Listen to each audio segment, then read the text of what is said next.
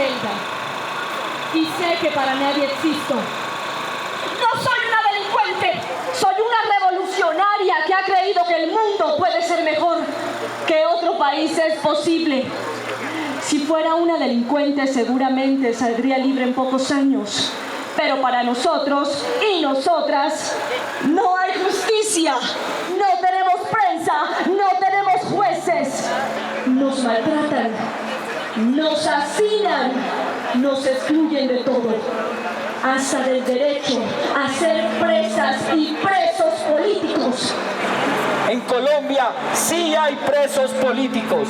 Libertad para los presos políticos. ¡Sube! ¡Libertad! ¡Sube! ¡Libertad! ¡Libertad! ¡Libertad! ¡Para Uber! ¡Libertad! ¡Libertad! ¡Libertad! ¡Para Uber! ¡Libertad! ¡Libertad! ¡Libertad! ¡De Bolívar por América Latina! ¡Alerta! ¡Alerta! ¡Alerta que camina! ¡La espada de Bolívar!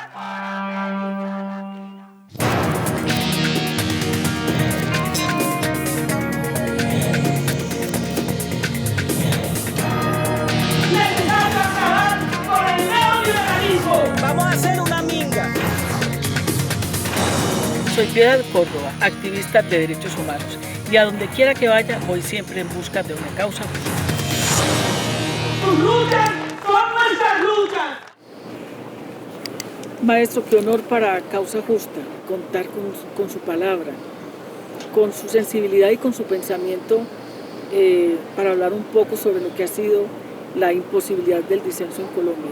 Lo que yo siento es que en todo el continente había una dificultad muy grande para echar a andar la modernidad, el pensamiento liberal y las democracias, precisamente porque nuestros países se fundaron en un discurso liberal prestado de la Revolución Francesa y de la Ilustración, pero que no correspondía a una realidad de esclavitud, de servidumbre de los pueblos indígenas, una tradición casi feudal de grandes señores españoles que eran dueños aquí de todas las tierras, de manera que nuestra independencia no fue una revolución liberal, fue una liberación de España, pero dejó pendientes muchas tareas de transformación de la sociedad y de democratización de la sociedad. Los países de América Latina fueron cumpliendo uno tras otro con ese gran proceso de reformas. Lo hizo México, lo hizo Argentina, lo hizo Ecuador, y en Colombia se fue aplazando esa reforma liberal. Entonces en Colombia se eternizó un mal que los otros países lograron siquiera parcialmente resolver. Aquí se perpetuó el desprecio por los pueblos indígenas, la marginación de los hijos de los esclavos que habían sido liberados pero que no habían sido incorporados a un proyecto de nación, y una sociedad plutocrática y una alianza de terratenientes y del clero perpetuó en Colombia esa suerte de edad media tardía que habían traído la corona española a América.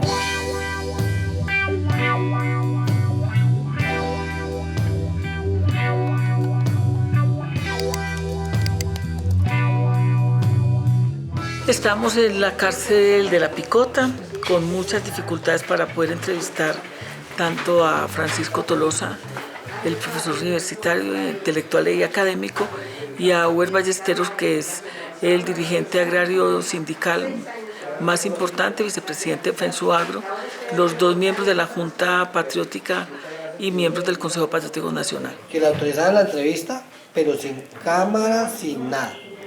Entonces ustedes verán qué hace. Compatriota. ¿Cómo está? Sancho, ¿qué estás haciendo aquí?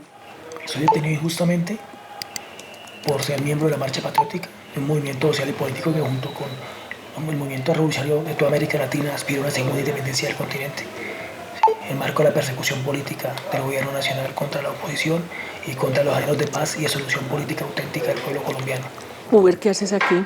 Bueno, yo fui hecho prisionero por el Estado colombiano en razón a mi posición política de izquierda y haber organizado el paro nacional agrario que se desarrolló en agosto del año pasado. Una forma de acallar a la oposición política en Colombia es asesinarla, meterla a la cárcel o simplemente suprimirle los derechos políticos, como ha pasado con dirigentes políticos como Piedad Córdoba.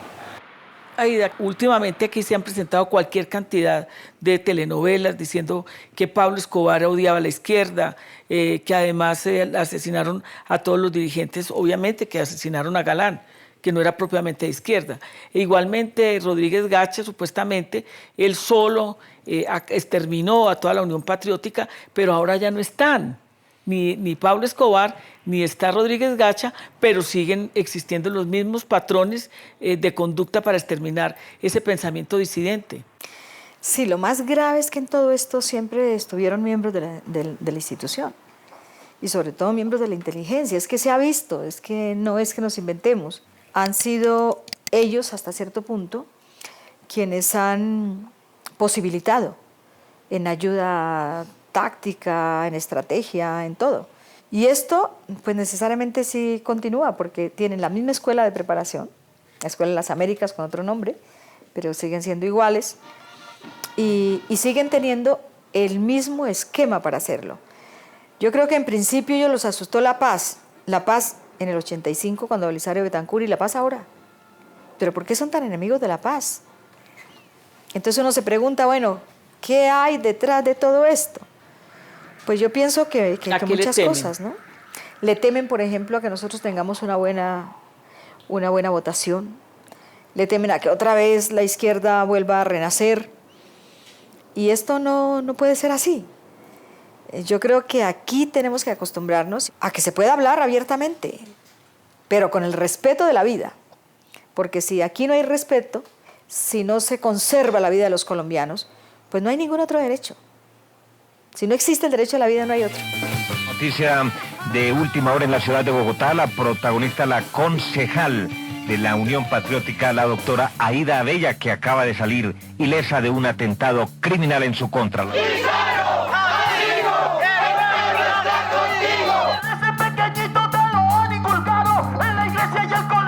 que te han enseñado es el miedo que es la guía de tu alma de esclavo. ¡Terrorista! El mundo se quiere destruye la selva. ¡Terrorista! La industria con su tóxica niebla. ¡Terrorista! El banco que te quita la casa. Aunque ya le pagaste 5 veces la plata. ¡Terrorista! Que aplauden la inminente masacre porque les representa varios miles de acres. Un canal de la tele que es el más terrorista, mezclando con astucia, novelón y noticia.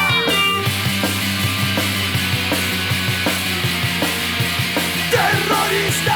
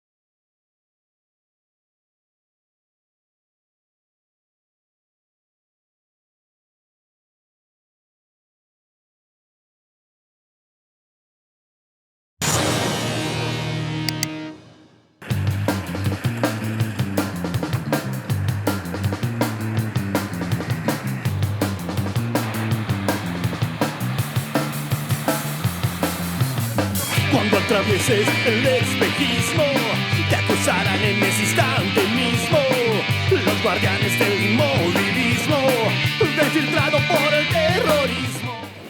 Bueno, y aquí se fue entronizando como una especie de figura del bien, de un orden establecido, que era lo que ellos consideraban y que dio lugar también como a la teoría de los dos demonios. Toda sociedad, toda dirigencia tiende a establecerse en las sociedades como la encarnación del bien, de la civilización, de la moral, y es por eso que las sociedades luchan como por la incorporación cada vez mayor de otros sectores de la sociedad en el ámbito de las instituciones, porque si no terminan las mayorías excluidas de esa noción del bien, de esa noción de la institucionalidad, de esa noción de la verdad incluso. Y entonces cuando un país mantiene a sus mayorías en la exclusión, mantiene a sus mayorías en la pobreza, mantiene a sus mayorías en el desprecio y en una conciencia negativa de sus propias virtudes, pues un pequeño sector de la sociedad termina asumiendo y creyéndoselo realmente, que ella encarna el bien y que todos los demás están equivocados. Eso es precisamente la falta de modernidad, el que una pequeña élite arrogante, pretenciosa, excluyente, termine creyendo que ella es la única que encarna la verdad, la única que encarna el bien y que las mayorías siempre están equivocadas. Siglo XIX.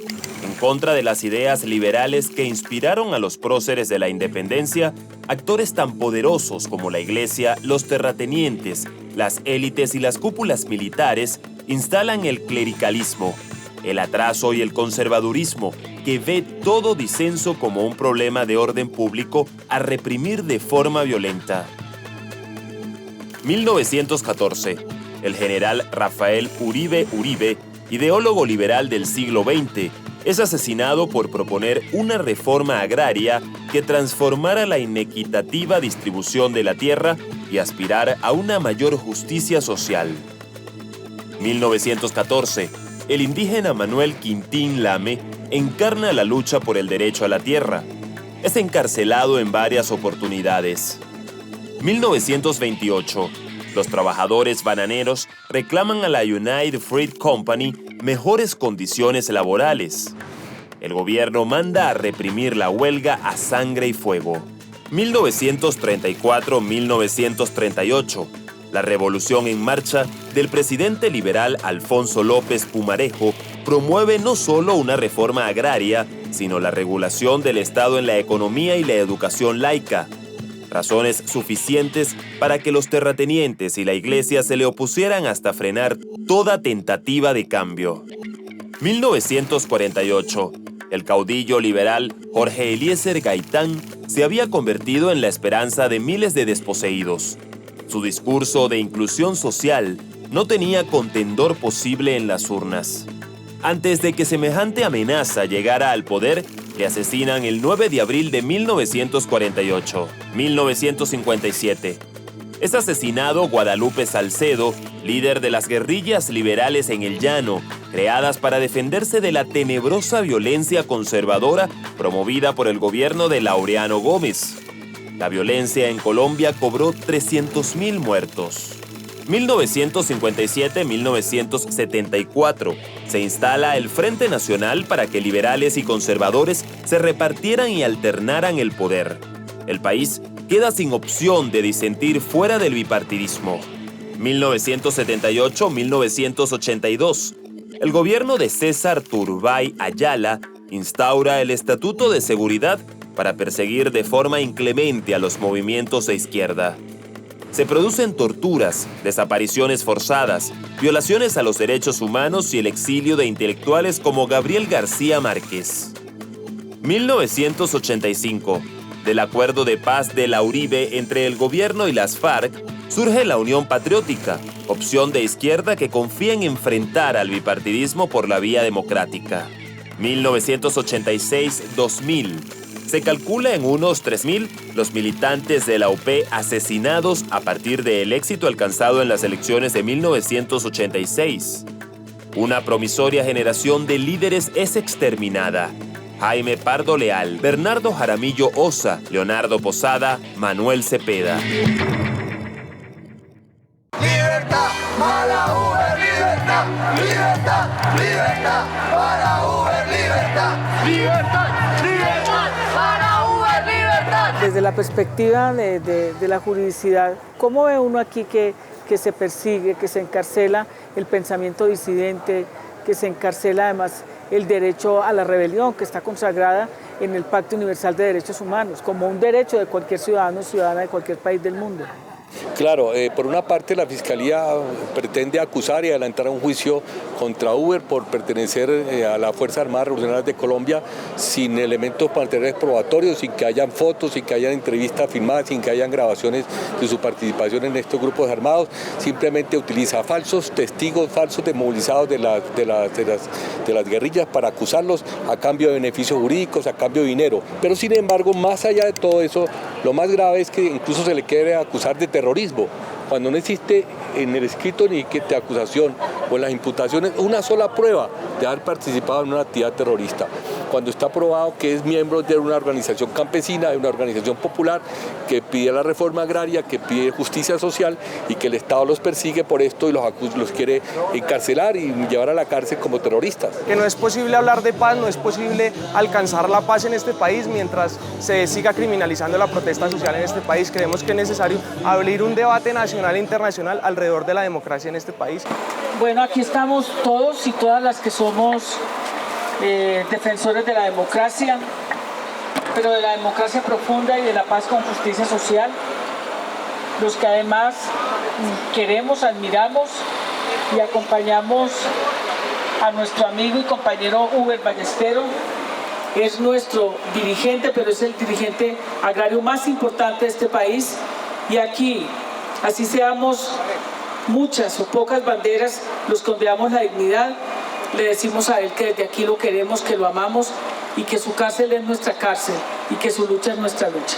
¡Libertad! ¡Libertad! ¡Para Uber! ¡Libertad! ¡Libertad! ¡Libertad! ¡Para Uber! ¡Libertad!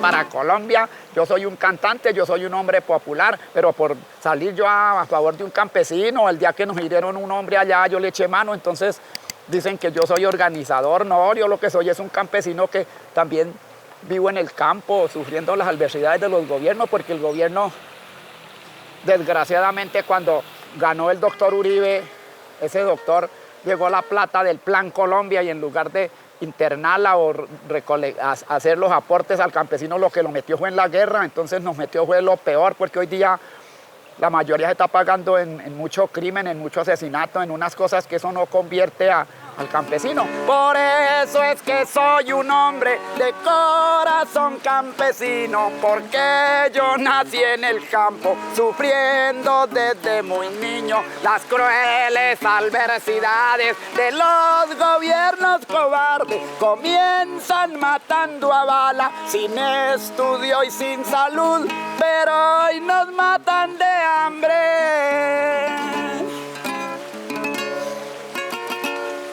Bueno, estamos aquí en la capital musical de Colombia. Hemos querido conversar con ustedes sobre lo que ha venido aconteciendo con los distintos movimientos sociales y populares que hoy más que nunca se han estado movilizando, y aquí en el departamento del Tolima por muchísimas razones que tienen que ver precisamente con los proyectos mineroenergéticos y también con la lucha campesina que se ha dado durante muchos años en el departamento y en general, no solamente campesinas, sino también estudiantes. Me contabas del asesinato de César García, el dirigente de ahí de Cajamarca, de los que han estado en contra precisamente de la Colosa. Nosotros, por ejemplo, como luchadores decimos que directamente que fue la Anglo-Gold, porque era un compañero muy luchador. Él para las marchas, él para organizar la gente cuando se salía a protestar, que hemos hecho varias protestas. Hay muchos estudiantes que pueden haber resultado detenidos a causa de las movilizaciones. Con motivo a la quinta marcha carnaval que convoca el Comité Ambiental en Defensa de la Vida y contra la mina de la Colosa, días después, tras una acción de protesta que protagonizaron los estudiantes de la Universidad del Tolima, los medios reproducen la postura oficial, en particular la postura de las fuerzas militares. La policía tomó la determinación de publicar a manera de cartel los supuestos vándalos que habían protagonizado los desmanes de aquel entonces, menoscabando derechos fundamentales tales como la presunción de inocencia. Los medios, de una manera irrestricta, reproducen esa posición y emprenden pues una persecución que es en definitiva una persecución contra el derecho a la protesta y es en definitiva una persecución contra el derecho a disentir. Para llegar a Castilla, llegamos del Chaparrón. Era una marcha pacífica con rumbo a la capital, pero al llegar a la vía de Neiva hacia Bogotá estaba la policía, también la gente del SMAC. Nos dieron plomo y garrote y bombas que explotan gas, mataron 3 campesinos y heridos en cantidad. La familia y sus amigos hoy los tienen que llorar.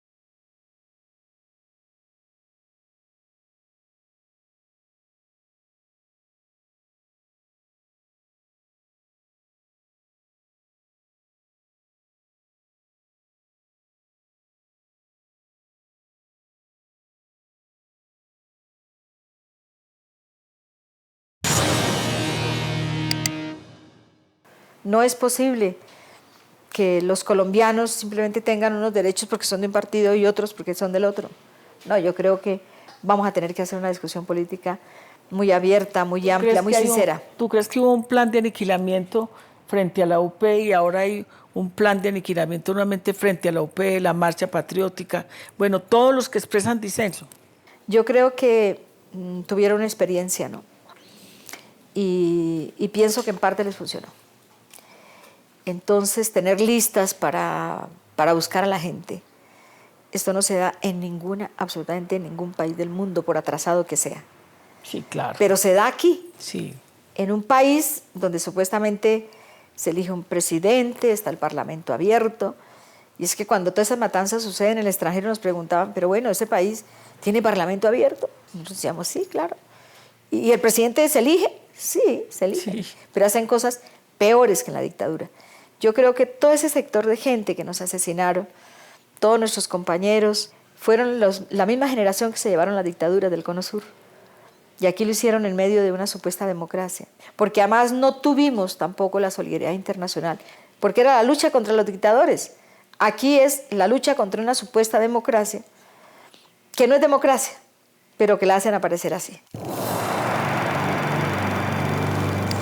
En Colombia, la precariedad de la democracia se expresa en salidas represivas y militares para abordar los conflictos derivados de los reclamos de la población frente a la desigualdad, la corrupción, el racismo, la pobreza y la exclusión.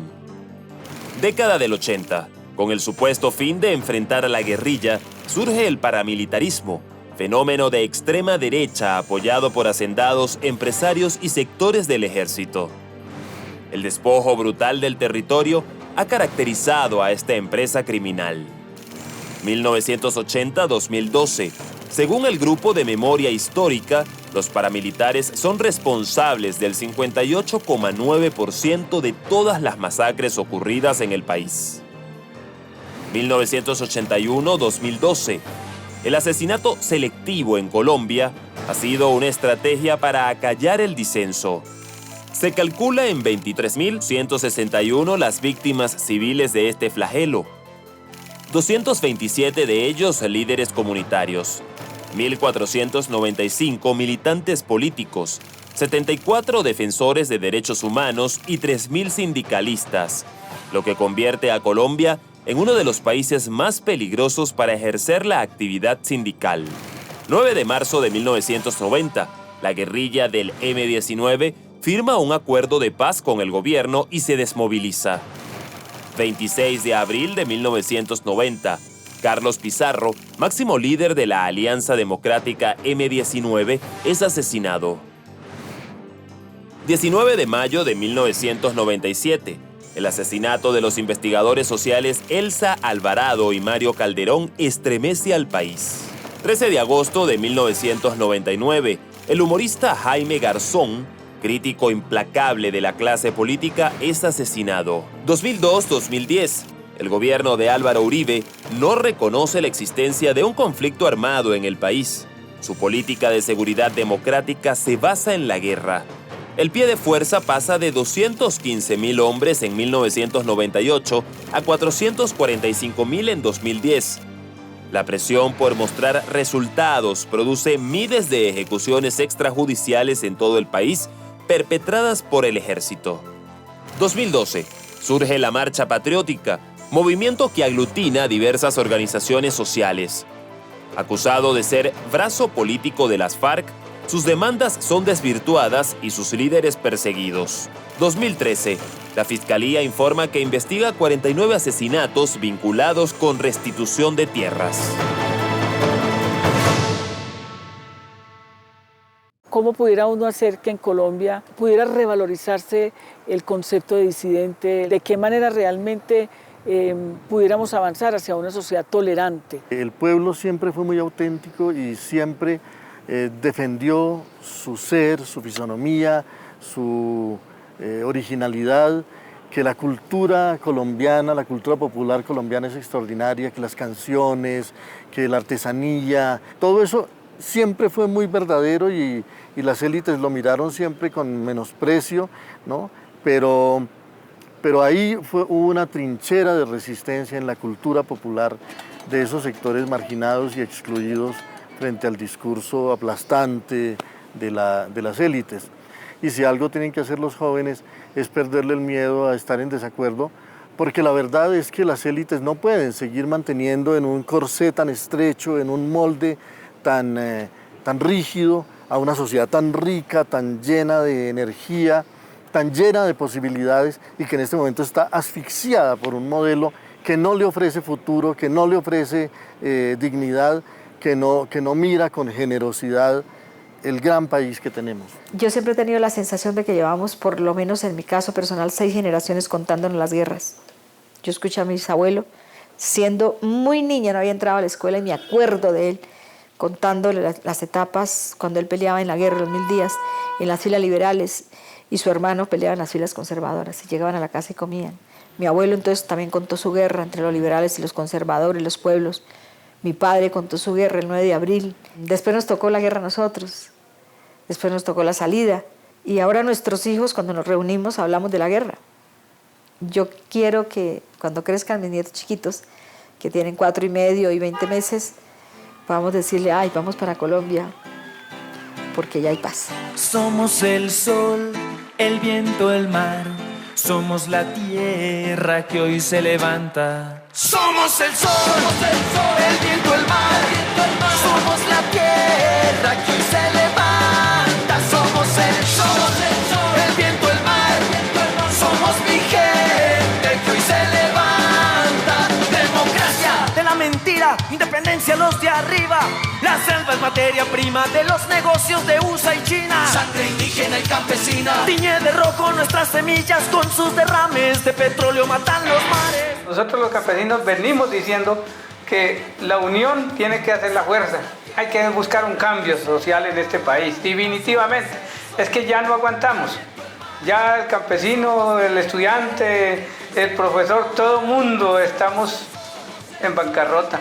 A veces uno siente miedo con todo lo que pasa en el país, pero cuando uno los escucha a ustedes y cuando los ve uno en su trabajo, vuelve la esperanza.